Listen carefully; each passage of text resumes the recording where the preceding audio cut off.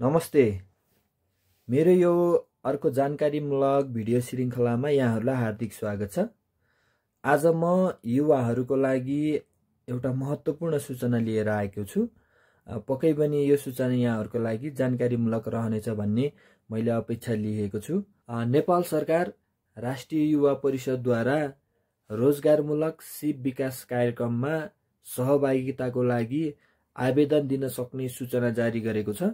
सूचनामा उल्लेख भए बमोजिम करिब 800 जना युवाहरूको लागि सूचनामा उल्लेखित विभिन्न क्षेत्रहरूमा निशुल्क तालिम प्रदान गर्ने उल्लेख गरिएको छ।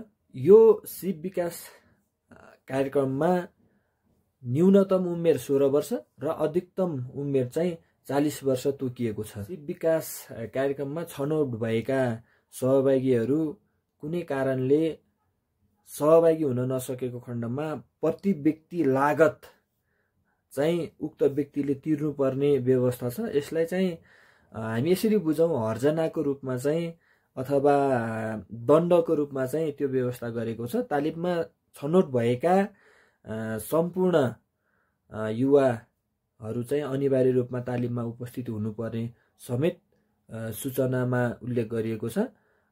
यसरी युवाहरूलाई उद्यमतिर अभिप्रेरित गर्ने उद्देश्यले यो कार्यक्रम अगाडि ल्याइएको छ। यो सिप विकास कार्यक्रममा सहभागी हुनको लागि अनलाइन फारम भर्नुपर्ने हुन्छ र जसको लागि चाहिँ राष्ट्रिय युवा परिषदको वेबसाइट www.nyc.gov.np मा गएर यहाँहरूले फारम भर्न सक्नुहुनेछ। र यो फारम भर्ने म्याद चाहिँ यही मङ्सिर 21 गते मात्रै रहेको छ। छिटोभन्दा छिटो यहाँहरूले उक्त फारम भर्नुहुनेछ भन्ने मैले अपेक्षा लिएको छु।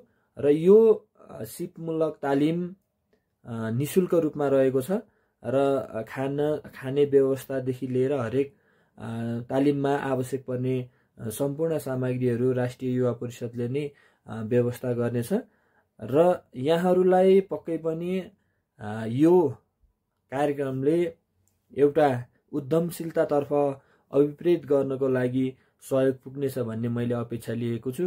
र मेरो यो सूचनामूलक भिडियो यहाँहरूलाई कस्तो लाग्यो कमेन्ट गर्दै जानुहोला।